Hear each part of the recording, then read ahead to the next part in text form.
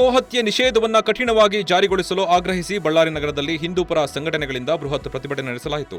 ನಗರದ ಪ್ರಮುಖ ವೃತ್ತಗಳಲ್ಲಿ ಸರ್ಕಾರದ ವಿರುದ್ಧ ಘೋಷಣೆ ಕೂಗಿ ಆಕ್ರೋಶ ವ್ಯಕ್ತಪಡಿಸಲಾಯಿತು. ಇನ್ನು ಸಂಗಮ್ ವೃತ್ತದಿಂದ ಜಿಲ್ಲಾಧಿಕಾರಿ ಕಚೇರಿವರೆಗೆ ಪಾದಯಾತ್ರೆ ಮೂಲಕ ರ್ಯಾಲಿಯನ್ನು ನಡೆಸಲಾಯಿತು.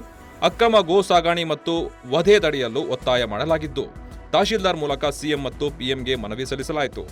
ಗೋಶಾಲೆಗಳಿಗೆ ಹೆಚ್ಚುವರಿ ಸೌಲಭ್ಯ ಮತ್ತು ಅನುದಾನ ನೀಡುವಂತೆ ಬೇಡಿಕೆ ಇಡಲಾಗಿತ್ತು. ಇನ್ನು ಗೋ ರಕ್ಷಣೆಗೆ ವಿಶೇಷ ಕಾರ್ಯಪಡೆ ರಚನೆಗೂ ಆಗ್ರಹಿಸಲಾಯಿತು. ಈಗ ವಿವಿಧ ಸಂಘಟನೆಗಳ ಮುಖಂಡರು ಮತ್ತು ಕಾರ್ಯಕರ್ತರು ಭಾಗಿಯಾಗಿದ್ದರು.